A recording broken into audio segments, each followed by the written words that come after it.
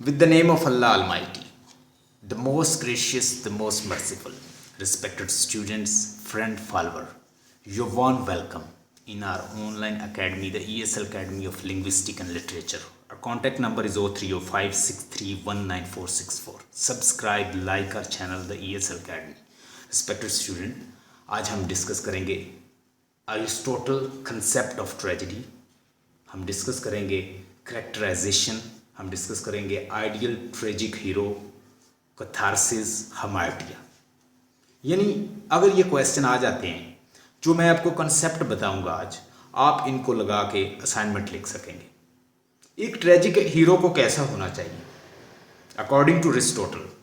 अगर आप ऐसा ट्रेजिक हीरो डालते हैं अपनी ट्रेजेडी के अंदर कि जो थॉरोली अपराइट है या सेंट है, तो वो ऐसे होगा कि जैसे वो शहीद हुआ है. वो उसको अगर उसकी उस पर ट्रेजेडी आती है तो वो कोई पिटी फियर क्रिएट नहीं करेगा. अगर वो इंटायरली विलन है तो फिर भी पिटी फियर क्रिएट नहीं करेगा. वो हमें ऐसे होगा कि बिल्कुल वो अपने एंड को पहुंच गया. अच्छा हुआ बुरे काम करता था विलन तो बुरे अपने अंजाम को पहुंचा. अगर वो मिड में हो, वो क्या कहता है कि एक ट्रेजिक हीरो को क्या होना चाहिए, must be intermediate kind of person, कि वो मिड में हो.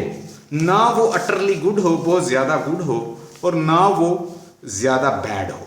यानी इसके दरमियान में हो, लाइफ लाइक हो, हमारे जैसा हो, नॉर्मल हो. उसमें ईवल भी हो, उसमें गुड भी हो, लेकिन he should incline towards goodness. लेकिन वो अच्छाई करने की इंटेंशन रखता. अगर उसके साथ अगर उससे कोई फिर अरिस्टोटल मजीद कहते हैं, इसको एक्सपेंड करते हुए फिर कहते हैं कि अगर वो खुद इंटेंशनली बुराई करे और फिर उसके बाद उसका डाउनफॉल हो या उसकी ट्रेजेडी हो, तो फिर भी हम पिटी फियर क्रिएट नहीं होगा. पिटी फियर क्रिएट उस वक्त होगा हम तरस भी खाएंगे उसके ऊपर, और साथ साथ हम फियर भी, कहीं मेरे साथ ऐसा ना हो जाए, कहीं हमारे साथ ऐसा ना हो जाए. तो कहता है कि ये उसी सूरत होगा कि अगर वो अनइंटेंशनली उसके अंदर एक ट्रेजिक फ्लॉ हो, एरर ऑफ जजमेंट हो, या उसके अंदर एक मिस हैंडलिंग उससे हो जाए और वो कॉन्शियसली ना हो. अगर वो कॉन्शियसली कर रहा है कि वो कॉन्शियस है, वो बुराई कर रहा है, तो फिर तो वो एक विलन बन जाएगा. तो हमने उसे एक ट्रेजिक हीरो बनाना है. तो ट्रेजिक हीरो से जो हमार्टिया होगा, उसका जो ट्रेजिक फ्लॉ, हमार्टिया का मतलब होता है miscalculation, tragic flaw, error of judgement, missing mark, यानी ये उसके मीनिंग है. कुछ क्रिटिक्स कहते हैं कि शायद अरिस्टोटल का मतलब इससे ये है कि वो मॉरली इम्परफेक्शन को शो करता है हमार्टिया. लेकिन ज़्यादा क्रिटिक्स जो हैं वो इस पर मुत्फिक हैं कि वो मिस कैलकुलेशन है, वो एरर ऑफ जजमेंट है, ऐसी मिस हैंडलिंग या ऐसा उससे मिसिंग मार्क है एक ट्रेजिक हीरो का कि जो उससे अनइंटेंशनली उससे हो जाता है. हम इसमें बहुत सारी मिसालें दे सकते हैं. जैसे किंग लियर है. किंग लियर की जैसे 3 बेटियां होती हैं. वो एक बेटी से पूछता है कि तुम मुझसे कितनी मोहब्बत करती हो.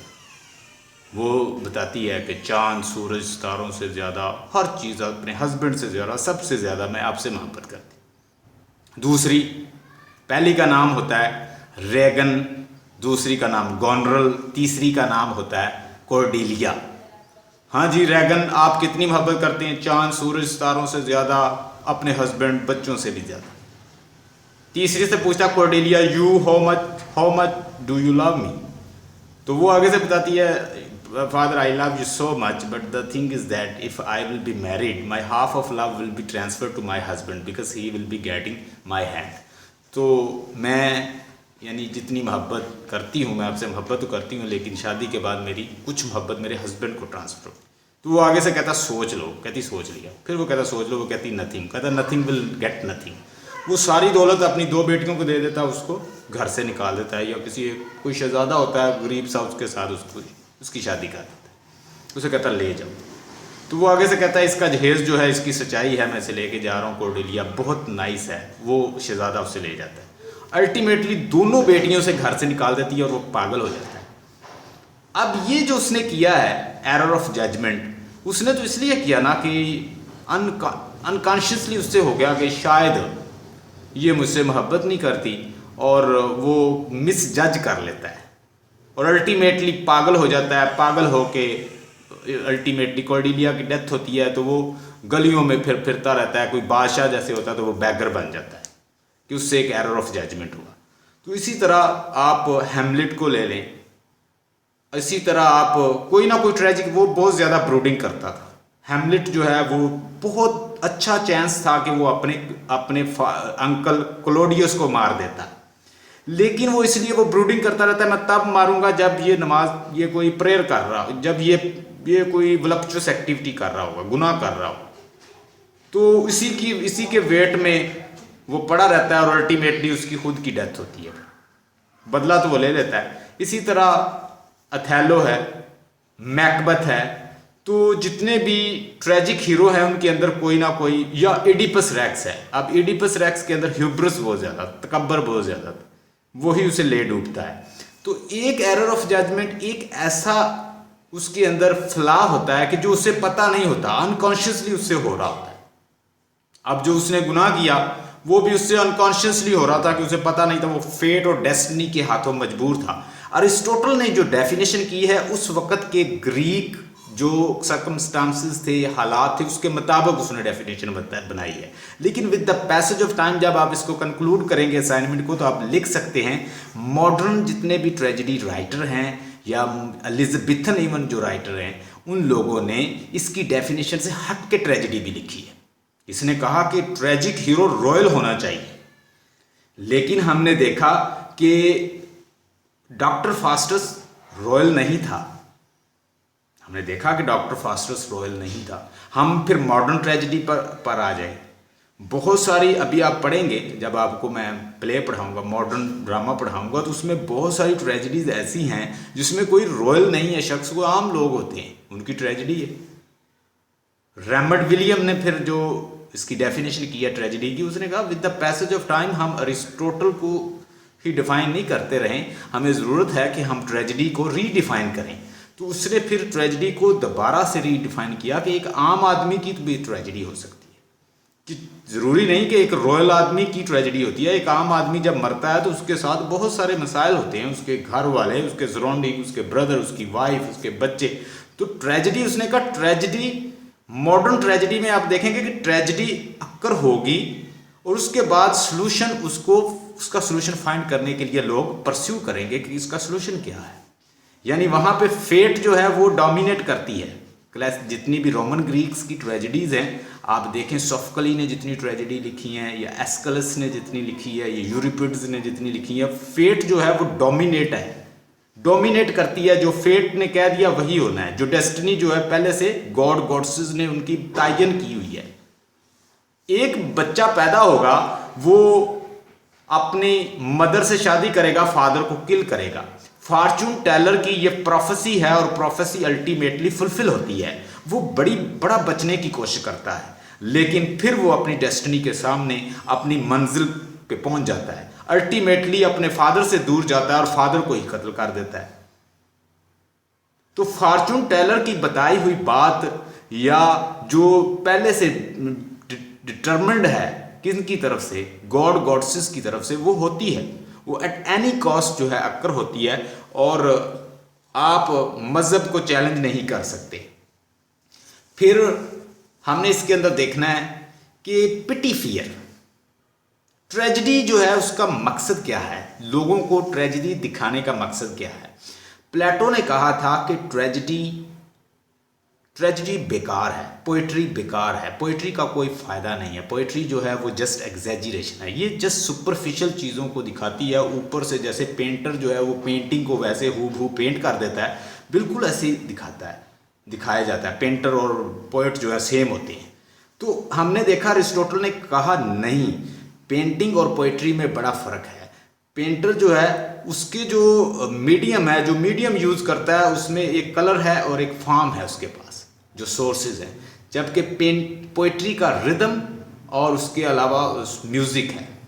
उसने कहा कि इसके अंदर रिदम होता है, इसके अंदर म्यूज़िक होता है, और इसके अंदर ये म्यूज़िक से कहता है बड़ी हद तक रिलेटेड है, ये सूथ करती है, ये आपको कैथार्सिस देती है, ये परगेशन देती है। और जब एक इंसान किसी स्टेज ड्रामा को देखता है या जब वो किसी प्ले को देखता है, ट्रेजेडी को देखता है, तो वो लाइफ को देख रहा होता है, उसकी इमोशन फीलिंग को वो देख रहा होता है। और अल्टीमेटली जब उस ट्रेजिक हीरो की डेथ होती है या वो ट्रेजिक हीरो सफ़र करता है और वो बड़ी विटी बातें करता है, तो इंसान इंटेलिजेंट होता है, लर्निंग करता है, पिटी फियर क्रिएट होती है, वो रोता है और वो लाइफ लाइक होती है और उसको देख के वो लेसन हासिल करता है। और उसके बाद वो पिटी फियर क्रिएट करता है, वो प्ले और ट्रेजेडी। और उसके बाद वो समझदार होता है, वो सियाना होता है, वो सेंसिबल होता है और वो जो कोशिश करता है कि जो इंसिडेंट इस हीरो के साथ हुआ है वो मेरे साथ ना हो। वो रोता भी है और उसके लिए पिटी फियर भी क्रिएट होता है और वो रो कर उसके बाद सेंसिबल हो जाता है और पहले से प्योरीफाइड हो जाता है। तो पोइट्री का मकसद जस्ट दिखाना नहीं होता हूबहू, बल्कि लेसन देना भी है। लेकिन कहता है, अरिस्टोटल कहता है, प्राइमरी एम किसी ट्रेजेडी या पोइट्री का एंटरटेनमेंट होता है, प्लेजर होता है, और सेकेंडरी एम उसका टीचिंग, लर्निंग और नॉलेज, ये उसका कहता है सेकेंडरी एम। ये प्लेटो ने कहा था, ये अरिस्टोटल ने कहा था। प्लेटो के आंसर हमने जितने भी उसने आंसर दिए प्लेटो की रिपब्लिक बुक के, वो हम पहले पढ़ चुके हैं। हमार्टिया को हमने डिस्कस कर लिया। ट्रेजिक हीरो की, ये ट्रेजेडी की एक डेफिनेशन है जो मैंने आपको PDF सेंड किया, उसके ऊपर भी होगी, और मैंने जो स्नैपशॉट सेंड किए हैं इस पर भी देख लें। इसकी डेफिनेशन आप लिख लें अगर आपके पास नहीं है। Aristotle's definition of tragedy. Aristotle tragedy की डेफिनेशन यूं करते हैं, the imitation of an action, ये एक इमिटेशन है, उसकी नकल है, जो एक्शन है, जो आपकी लाइफ के अंदर जो एक्शन हो रहे हैं, ये उसकी इमिटेशन है। अगर आप अरिस्टोटल को अच्छी तरह पढ़ें और अरिस्टोटल को समझ लें, उसकी बुक को, द पोएटिक को, अगर आप द पोएटिक जो उसका वर्क है उसको अगर अच्छी तरह समझें, और उस पोएटिक्स के अंदर वो बताता है कि imitation of an action, tragedy क्या होती है, इमिटेशन ऑफ एन एक्शन। आप उमैरा अहमद के नावल को देख लें, आप मूवी को देख लें जो ट्रेजेडी को शो करती है, आप देखेंगे कि एक रॉयल हीरो होगा और वो रॉयल हीरो जो है वो सफ़र करता है और बड़ी विट्टी बातें करता है। उसकी मिसाल मैं आपको यूं देता हूं, उमैरा अहमद के किसी आप नावल को ले लें, आपने अगर किसी ने पढ़े हुए हैं तो उमैरा अहमद के नावल के अंदर एक हीरो होगा या हीरोइन होगी, वो इस तरह सफ़र करवाएगी, इस तरह के रास्तों से गुजारेगी, इतना वो यानी पेचीदा रास्तों से गुजरेगा और अल्टीमेटली प्योरीफाइड हो जाएगा। और वो उसके अंदर आपको एग्नोसिस भी मिलेगा और पेरिपिटिया भी मिलेगा। पेरिपिटिया क्या होता है? पेरिपिटिया होता है रिवर्सल ऑफ सिचुएशन, कि सिचुएशन बिल्कुल ठीक जा रही है, वो रॉयल था, हीरो था, एंजॉय कर रहा था लाइफ को, अल्टीमेटली वो बैगर बन गया, सिचुएशन चेंज हो गई। किंग लियर रॉयल था, हीरो था, और वो एक किंग था, 3 उसकी बेटियां थी और वो बहुत सारी सल्तनत थी उसके पास, और हमने देखा कि वो बैगर बन गया, सिचुएशन चेंज हो गई।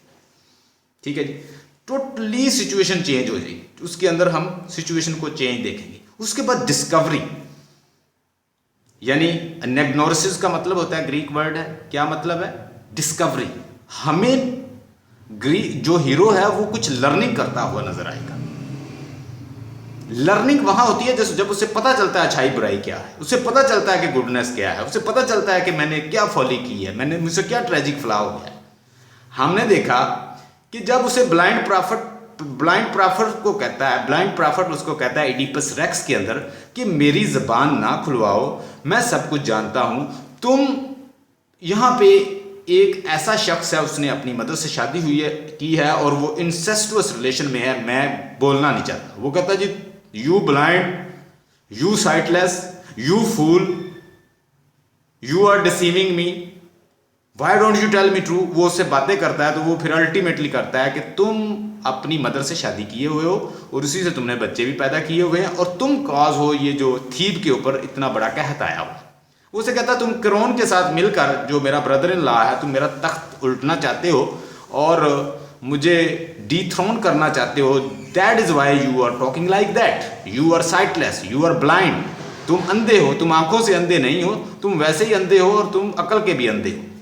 वो कहता है कि मैं तो जस्ट ब्लाइंड हूँ, लेकिन तुम फिजिकली ब्लाइंड नहीं हो, लेकिन तुम्हारा विजन नहीं है। वो उससे बातें करता है और अल्टीमेटली वो कहता है तुम अपनी आंखें फोड़ोगे और यहाँ से बिल्कुल डिग्रेडेड होकर निकलोगे। वैसा ही होता है जब उसे नॉलेज मिलता है कि मैंने वाकई गुनाह किया और मैंने अपोलो की जो प्रेडिक्शन है उसको मैंने चैलेंज किया और मैं ह्यूब्रिस में इन्वॉल्व था, तो वो फौरन अपनी आंखें फोड़ लेता है। अब यहाँ पे उसे नॉलेज आ गया है।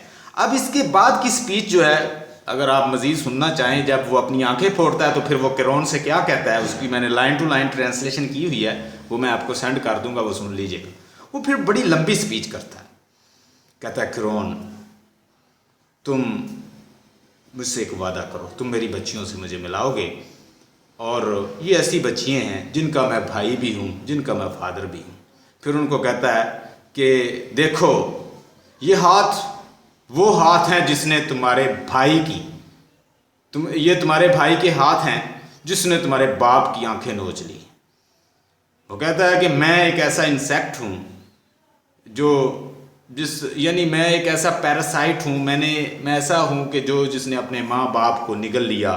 मैं यानी उनको तलाश करता रहा। ए आँखों, तुमने पहले क्यों, तुम सारा दिन उनके पास रही, मेरे पेरेंट्स के पास ही रही और तुम पहचान नहीं सकी, और मुझे पता भी चला तब जब मुझसे सब कुछ छीन चुका। बड़ी बातें करता है, बड़ी लंबी स्पीच करता है, मातम करता है, लेमेंटेशन करता है। तो वो जो उसकी स्पीच है लंबी, जो वो उस इडिपस रेक्स प्ले के अंदर करता है, अगर आप सुन लें तो आप पिटी फियर क्रिएट होगा और आप रोने लग जाएंगे जैसी वो बातें करते। तो ये है उसका नॉलेज। अब उसने नॉलेज लर्न कर लिया।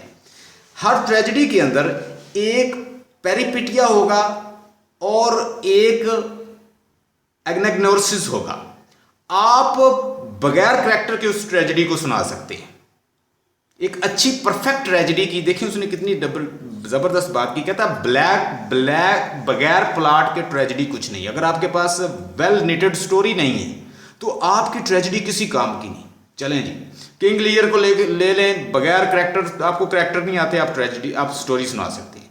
आप हैमलेट को ले लें, नई करैक्टर आते, आप स्टोरी सुना सकते हैं। आप डॉक्टर फास्टस को ले लें, नई आपको करैक्टर आते, आप स्टोरी सुना सकते हैं। आप अथैलो को ले लें, नई करैक्टर आते, आप स्टोरी सुना सकते हैं। आप मैकबथ को ले लें, नई करैक्टर आते, आप स्टोरी सुना सकते हैं। यानी बगैर करैक्टर के ट्रेजेडी हो सकती है, लेकिन बगैर वेल निटेड प्लॉट के ट्रेजेडी नहीं हो सकती। और एक प्लॉट के अंदर क्या होता है, एक सिंपल प्लॉट होता है, एक कॉम्प्लेक्स प्लॉट होता है। ये सारी चीज़ें हम मज़ीद डिस्कस करेंगे। और इसके अलावा जो हम मॉडल पे रखेंगे कि अगर हमने इन ट्रेजेडी को, अगर इस तरह की डेफिनेशन आती है तो हमने एक्सप्लेन करना है, तो हमने कौन कौन सी ट्रेजेडीज़ को साथ डिस्कस करना है। हम एलिजाबेथन ट्रेजेडीज़ को डिस्कस कर सकते हैं, क्योंकि वो भी तकरीबन जो हैं वो अरिस्टोटल के मॉडल पे लिखी गई हैं। जैसे अरिस्टोटल की डेफिनेशन के मुताबिक लिखी गई हैं। इडिपस रेक्स जो है उसको उसने आइडियल ट्रेजेडी कहा है अरिस्टोटल ने खुद। और उसके बाद अथैलो को बता सकती हैं, हैमलेट को बता सकते हैं, किंग लियर की ट्रेजेडी को जब हम एक्सप्लेन करेंगे, अगर हम इसको एक्सप्लेन करते हैं। अच्छा जी, देखिएगा ये सारे जो मैंने क्वेश्चन बताए हैं कि अगर आज करैक्टराइजेशन का वो पूछ ले, अगर वो आइडियल ट्रेजिक हीरो का पूछ ले, अगर कंसेप्ट ऑफ हमार्टिया पूछ ले, कैथारसिस पूछ ले, तो ये सारी चीज़ें आप इसमें डिस्कस कर सकते हैं। आपके पास आइडियाज़ होंगे। अच्छा जी, करैक्टर के बारे में वो कहता है कि करैक्टर क्या है। 6 एलिमेंट है ट्रेजेडी के। एक ट्रेजेडी के 6 एलिमेंट हैं। प्लॉट, मैंने इनको फिंगर टिप पे इनको रखा हुआ है। Plot, character, thought. यानी आप आंखें बंद करके आपको पता होना चाहिए there are 6 element in tragedy. एक ट्रेजेडी के 6 एलिमेंट होते हैं। हाँ जी, सबसे पहले प्लॉट, उसके बाद करैक्टर, उसके बाद थॉट, उसके बाद डिक्शन, उसके बाद म्यूजिक, उसके बाद स्पेक्टिकल। ये है प्लॉट। क्या है जी? प्लॉट है उसकी स्टोरी, और ये उसने कहा कि ये सोल है। करैक्टर क्या है जी? करैक्टर क्या होना चाहिए? करैक्टर गुड होना चाहिए, अप्रोप्रिएट होना चाहिए, उसके बाद लाइकनेस होनी चाहिए, और उसके बाद कंसिस्टेंसी होनी चाहिए उसके अंदर। यानी करैक्टर जो उसने बताया है, करैक्टर के अंदर क्या चीज़ें होनी चाहिए। पहले तो बात ये है कि वो अच्छा होना चाहिए। अच्छे से मुराद ये नहीं है कि वो ऑनेस्ट होना चाहिए। अरिस्टोटल कहता है कि कैरेक्टर ऐसा होना चाहिए कि जो ऑनेस्ट हो, ब्रेव हो, और उसके बाद जो उसके अंदर एक ताकत हो, वो डिलिबरेट एक्शन करने वाला हो, वो रॉयल हो, और वो उसके बाद वो एक किंग टाइप कैरेक्टर हो। ठीक है जी। गुड हो, गुड मीन कि वो जो एक्शन कर रहा है वो अकॉर्डिंग टू हिज स्टेटस कर रहा हो। अगर वो स्लेव है तो वो स्लेव का रोल करे, अगर वो किंग है तो किंग बिहेव करे, यानी गुड होना चाहिए। उसमें ऑनेस्टी भी आ जाएगी, उसमें ब्रेवरी भी आ जाएगी, उसमें गुडनेस भी आ जाएगी, उसमें स्ट्रेट फॉरवर्डनेस भी आ जाएगी, उसमें अकॉर्डिंग टू द पॉइंट जो उसे दिया गया रोल वो करे। अप्रोप्रिएट, मुनासिब हो, जो उसे सिचुएशन दी गई है उसके मुताबिक वो रोल कर रहा हो, अप्रोप्रिएट हो। उसके बाद लाइकनेस, लाइकनेस का मतलब होता है अपीयरेंस, जो उसको अपीयरेंस दी गई है वो अपीयरेंस अपनी, आप हैमलेट को देख लें तो हैमलेट का जो ड्रेस दिखाया गया है कि वो किंग है, उसके फादर को दिखाया गया तो उसने जो पहना हुआ है वो भी किंग जैसा है। हैमलेट अगर आपने प्ले पढ़ा हुआ है तो उसमें जो उसका फादर होता है ग्रेट हैमलेट जो है वो किंग था, और उसका जो ड्रेस जो उसका गूस्ट आता है हैमलेट को अपीयर होता है हैमलेट को, तो वो भी एक गूस्ट, वो भी एक रॉयल होता है। आप इडिपस रेक्स को देखें तो इडिपस रेक्स की जो उसका हीरो है उसका ड्रेस जैसे दिखाया जाता है, उसका ह्यूब्रिस जैसे दिखाया जाता है, जैसे उसका गुस्सा दिखाया जाता है, जैसे वो उसका जाहो जलाल दिखाया जाता है, तो वो किंग जैसा है। तो उसकी अपीयरेंस जो है लाइफ लाइक हो, कंसिस्टेंसी, कि वो कभी बादशाह कभी बैगर ना, कि पहले वो बादशाह है और वो बातें बैगर वाली करे। रेजोल्यूट, कंसिस्टेंसी, अगर उसे एक बैगर का रोल दिया गया तो उसमें भी वो कंसिस्टेंट हो। अगर वो इनकंसिस्टेंट शो करवाया गया कि कभी वो क्या बात करता है कभी वो क्या बनता है, तो वो वैसा ही रहे शुरू से, यानी इनकंसिस्टेंस उसे शो किया गया तो इनकंसिस्टेंस रहे। अगर कंसिस्टेंसी उसकी शो करनी है तो वो थ्रू आउट द जो प्ले है वो आप उसको कायम रखे। ये उसकी एक करैक्टर का रोल है, यानी करैक्टर, और करैक्टर जो है वो क्या बोलता है, जो उसको थॉट्स दी जाती हैं उसके मुताबिक। तीसरा है थॉट्स। थॉट्स जो होती है वो करैक्टर के अंदर होती है। थॉट्स क्या है? Thoughts are reflected through characters. तो ये सिलेक्शन ऑफ प्रॉपर डिक्शन और प्रॉपर वर्ड्स और डायलॉग्स जब दिए जाते हैं तो फिर वो प्रॉपर स्पीच करता है। और उसके बाद जी ये प्लॉट, करैक्टर और थॉट्स, आपने इनको वन बाय वन एक्सप्लेन करना है। अगर 6 एलिमेंट ऑफ ट्रेजेडी पूछ लें, उसके बाद डिक्शन होता है सिलेक्शन ऑफ वर्ड, कि आपने वर्ड्स जो सिलेक्ट करने हैं उसके अंदर मेटाफर होने चाहिए, उसके अंदर क्लियर और सिंपल लैंग्वेज होनी चाहिए, लेकिन एलिवेटेड लैंग्वेज होनी चाहिए, जो एक पोइट्री की लैंग्वेज है वो होनी चाहिए। डिक्शन का मतलब होता है सिलेक्शन ऑफ वर्ड। तो इसमें वो प्रेफर करता है, अरिस्टोटल ने अपनी पोएटिक्स के अंदर लिखा है कि वो क्या होना चाहिए, उसमें मेटाफर, सिम्बली और इस तरह की जो डिवाइसेस हैं वो यूज़ हों और पता चले कि ये पोइट्री की लैंग्वेज। म्यूज़िक, आपने देखा होगा कि ट्रेजेडी जो होती है, जब ट्रेजेडी या कोई मूवी हम देखते हैं तो उसके पीछे एक बड़ा सैड सा म्यूज़िक चलाया जाता है। दूसरे लफ्ज़ों में कोरस, उस वक्त कोरस जो था, कोरस 10-15 लोग होते थे बरगजीदा, और वो प्ले को कंडक्ट करवाते थे, साथ म्यूज़िक बजाते थे। कभी वो एंटी स्ट्रोफी, कभी स्ट्रोफी, कभी वो दाएं से बाएं जाते, कभी बाएं से दाएं जाते, और एक करैक्टर का रोल भी प्ले करते, साथ वो म्यूज़िक भी बजाते और साथ साथ करैक्टर को गाइड भी करते रहते और बतौर करैक्टर भी काम करते। उसे कहते हैं म्यूज़िक, उसे कोरस भी कहते हैं। उसके बाद स्पेक्टिकल। स्पेक्टिकल होता है मंजर, स्टेज को कैसे सजाया गया है। अगर तो शादी हो रही है तो पीछे ऐसा स्टेज हो कि उससे पता चले कि भाई शादी हो रही है। अगर मातम हो रहा है तो पीछे ब्लैक सीन होना चाहिए, यानी उसको इस तरह डेकोरेट किया जाए कि टू द करैक्टर। इसको ऑब्जेक्टिव, टी.एस. इलियट ने कहा है ऑब्जेक्टिव कोरिलेटिव, कि जैसा करैक्टर हो वैसा पीछे उसके सीन भी प्ले कर दिया जाए। अगर बारिश हो रही है, आप किंग लियर को अगर आप देखेंगे तो जब वो बिल्कुल बैगर बन जाता है तो पीछे शेक्सपियर ने जो सीन दिया है कि बारिश हो रही है, जब वो रो रहा होता है तो पीछे बारिश हो रही है। तो ये इसे मॉडर्न टर्म में इसको ऑब्जेक्टिव कोरिलेटिव कहा है टी.एस. इलियट ने। लें जी, आज जो हम पढ़ेंगे इसमें आपको सारे कंसेप्ट, मैंने आपको कथारसिस बता दिया। कथारसिस एक टॉपिक रह गया थोड़ा सा, वो मैं आपको बता देता हूँ कथारसिस क्या होता है। कथारसिस एक मेडिकल टर्म भी है, आप अगर अपना ग्रुप चेक करें तो इसमें कुछ मैंने स्नैपशॉट सेंड किए हुए हैं, उसको ज़रा देख लें। उसके बाद फिर एक असाइनमेंट पढ़ेंगे, उसमें मज़ीद आपको क्लियर हो जाएगा। आपके ग्रुप के अंदर मैंने आपको सेंड किया हुआ है कि ट्रेजेडी जो है, ऊपर देखिएगा, tragedy is an imitation of an action. Tragedy is the imitation of an action serious, complete and certain magnitude. ये छोटी सी डेफिनेशन है ट्रेजेडी की, लेकिन ये बच्चों को समझ नहीं आती। इमिटेशन का मतलब होता है कॉपी। उसने कहा था कि ट्रेजेडी जो है वो एक्शन की, इंसानों के एक्शन की कॉपी है। मानता हूं कॉपी है, लेकिन ये क्रिएटिविटी भी है। कोई इंसान किसी चीज़ को बनाते वक्त, कोई पोएट किसी को बनाते वक्त, किसी चीज़ को लिखते वक्त, किसी को डिज़ाइन करते हुए, पेंटर डिज़ाइन करते हुए, और पोएट कोई पोइट्री या म्यूज़िक या कोई genre, piece of literary genre create करते हुए अपने माइंड को ज़रूर यूज़ करता है। उसके अंदर फीलिंग डालता है, पैशन डालता है, इमोशन डालता है। इस तरह की इमोशन, पैशन, फीलिंग डाल देता है कि उसको देखने के बाद लोग रोने लग जाते हैं। मैंने बहुत सारी मूवीज़ देखी कि मैं उसको देखता हूँ तो मुझे रोना आता है, मेरी आंखों से आंसू जारी हो जाते हैं। ये क्या है? ये क्रिएटिविटी है एक पोएट की, ये क्रिएटिविटी है एक ड्रामेटिस्ट की। और अरिस्टोटल के नज़दीक पोएट्री सिर्फ ये पीस ऑफ पोएम नहीं है, उसमें ड्रामा भी है, उसमें पोएट्री भी है, उसमें एपिक भी है, उसमें उसके अलावा कॉमेडी भी है, ट्रेजेडी भी है। ये सारी चीज़ें उसमें आ जाती हैं पोएट्री। ये आगे फिलिप सिडनी आपको मज़ीद समझाएगा, इसके बाद हमने फिलिप सिडनी पढ़ना है।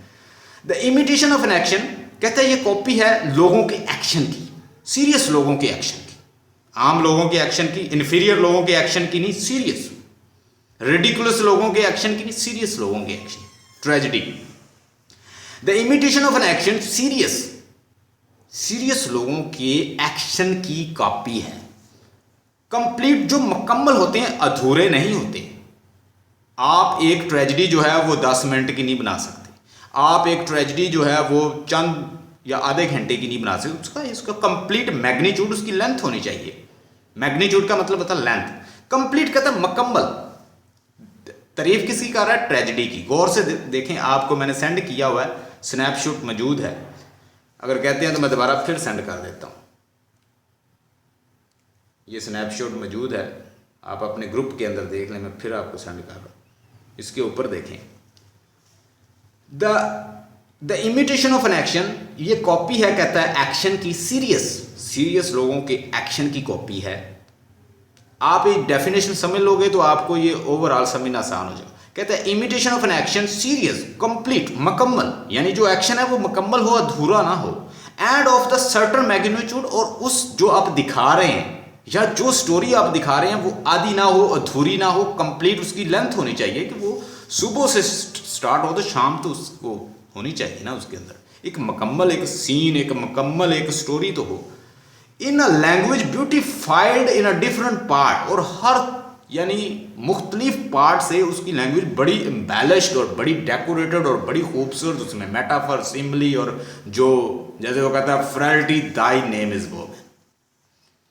In King Lear he said, King Lear said, you and me are the two birds. Let's go to the cage. I will tell you the old story. You will sing me a song. तुम गाने सुनाना, मैं तुम्हें पुरानी story सुनाऊंगा कैसे एक बादशाह बर्बाद होता है। Donkeys are caught by length. Donkeys are caught by legs. Horse are caught by neck. वो इस तरह की बातें करता है।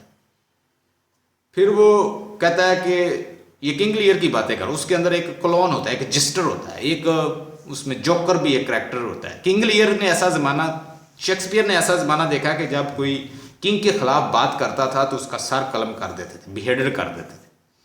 लेकिन शेक्सपियर ऐसा है, उसने 3 ट्यूडर गवर्नमेंट को देखी है, 3 किंग्स को देखा है, और उसने सब पे स्टायर किया है, सबके ऊपर क्रिटिसिज्म यूज़ किया, लेकिन वो अपना करैक्टर, ऐसा करैक्टर बनाता था, वो सा स्टायर करता जाता, बादशाह के ऊपर तंज करता जाता था। तो बादशाह को बाज़ औक़ात कहता कि you don't have whipped in your bald head, तुम्हारे गंजे सर में कोई अकल है? अब कौन बादशाह को कह रहा है? कौन? उसका जिस्टर, उसके साथ जो उसने फूल रखा होता, फूल करैक्टर होता है उसमें। तो सबसे ज़्यादा क्रिंग्स पे उसने स्टार किया है, लेकिन आज तक शेक्सपियर को किसी ने नहीं पकड़ा, क्योंकि वो इतना जीनियस था। वो कहता था मैं कौन सा बात कर रहा हूँ, ये तो मेरा करेक्टर बात कर रहा है। तो वो कहता speak less than thou knowest, go more than you goest, leave thy drink and thy whore and keep in a door, always keep in a door. कैसी बात कहता है कि जितना बंदे को नॉलेज हो उससे कम बोलना चाहिए। ये कौन कह रहा? फूल करेक्टर कह रहा है। और ज़्यादा से ज़्यादा सफ़र करना चाहिए, इंसान को ड्रिंक कम करना चाहिए और अपनी जो वलप्चुअस एक्टिविटीज़ है उसको कम करना चाहिए। ये किंग लियर के अंदर एक फूल करेक्टर बोलता है। तो ये एक सिलेक्शन ऑफ वर्ड है, frailty Dai name is women. फिर वो कहता है जैसे डॉक्टर फास्टस के अंदर, was that the face that launch thousands of ship. कैसे वो ग्रीक मिथोलॉजी को साथ इन्वॉल्व करता है। कहता है क्या ये वही चेहरा है जिसकी वजह से थाउजेंड ऑफ शिप लॉन्च किए गए थे। Sweet Helen make me immortal with the single किस। तो उसने कैसे वो ग्रीक मिथोलॉजी को उसने साथ इन्वॉल्व कर लिया, किसने? क्रिस्टोफर मार्लोव ने। फिर वो कहता है कि would that I be drop of water, काश मैं एक ड्रॉप ऑफ वाटर बन जाऊं, and mix into the river and can never ever be found.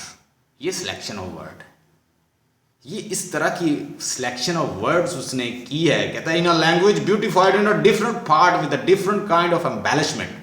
और वो बड़ी डेकोरेटेड लैंग्वेज हो, embellishment decoration, through actions and not narration. Action के थ्रू, अगर आपने नरेशन के थ्रू दे दी तो एपिक हो जाएगी। एपिक जो है उसमें कोई लिमिट नहीं है, 14 से 15 16 इस तरह उसकी बुक्स बनती है और बड़ी वो लंबी पोएम होती है। लेकिन ये तो आपने एक स्टोरी दिखानी है, उसके बाद उसको फिनिश करना है। थ्रू एक्शन नॉट नरेशन, यानी थ्रू एक्शन, ये आपने एक्शन के, ये डायलॉग के जरिए ये प्ले करना है आपने, ये उनको दिखाना है, ये उनको आपने स्टेज के ऊपर प्ले करके दिखाना है। ये ट्रेजेडी की ये कैरेक्टरिस्टिक है, थ्रू एक्शन नॉट नरेशन। ये ट्रेजेडी की वो डेफिनेशन कर रहा है कि ये एक्शन के थ्रू दिखानी है, नरेशन के थ्रू नहीं। And through scenes of pity and fear, और सीन ऐसे क्रिएट करने हैं जिससे पिटी और फियर क्रिएट हो जाए, bringing about the catharsis of these emotion. और फिर उसके बाद जो इमोशन पैदा होती हैं किसी के अंदर, उसने रोना भी तो है, फिर आपने उसका कैथारसिस भी करना है of these emotion. Catharsis mean purgation, catharsis mean purification, catharsis mean, ये बहुत सारे मीनिंग में यूज होता है, लिख लें। हाँ जी, एक कैथारसिस का मतलब क्या होता है, इसकी मेडिकल इंटरप्रिटेशन भी है, इसकी साइकोलॉजिकल इंटरप्रिटेशन भी है, इसकी प्योरिफिकेशन में भी इसका मानिंग आता है, क्लैरिफिकेशन में भी इसका मानिंग आता है। हाँ जी, एक बंदा है, उसने बहुत ज़्यादा जो फीलिंग है, पैशन है, और वो अपने मन में बहुत सारी बातें लेके बैठा हुआ है और वो बीमार है। आप उसे रुला दें वो ठीक हो सकता है। हदीस है, आपको मैं मजहब से रिलेटेड बताता हूं। हदीस है, आप सल्लल्लाहु अलैहि वसल्लम फरमाते हैं कि अल्लाह ताला फरमाते हैं अपने बंदे से, ऐ बंदे इतने गुनाह कर कि आसमानों से लेके, जमीन से लेके आसमान तक भर दे तो इतने कर नहीं सकता।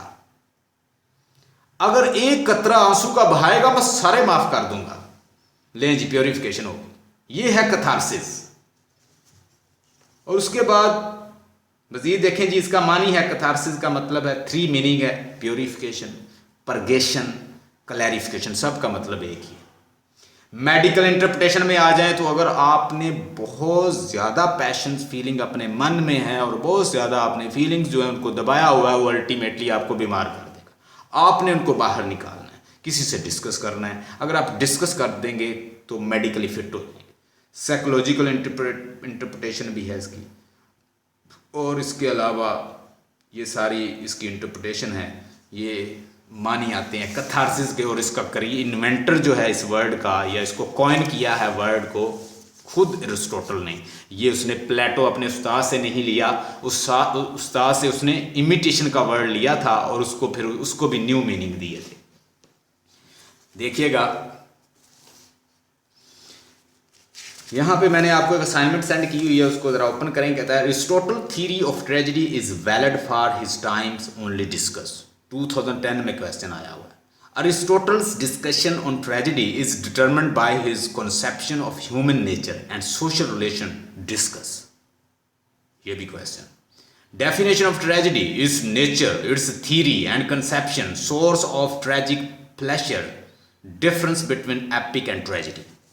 एपिक और ट्रेजेडी के अंदर उसने डिफरेंस पूछ लिया है, उसने आपसे पूछ लिया है कि डेफिनेशन की, उसकी ट्रेजेडी की डेफिनेशन क्या है, और उसके अलावा हमने क्वेश्चन डिस्कस कर लिए हैं, हमने डिस्कस कर लिए हैं करेक्टराइजेशन क्या होता है, हमने डिस्कस कर लिया आइडियल ट्रेजिक हीरो क्या होता है, हमने डिस्कस कर लिया कंसेप्ट ऑफ हमार्टिया क्या होता है। इट मीन कि हमने आज ऑलमोस्ट कोई 6-7 क्वेश्चन जो है उनको हमने डिस्कस कर लिया, कैथारसिस, करेक्टराइजेशन, और उसके बाद ideal tragic hero, concept of hamartia. इसकी भी असाइनमेंट मैं आपको सेंड कर दूंगा, आप एक दफ़ा पढ़ेंगे याद हो जाएगी।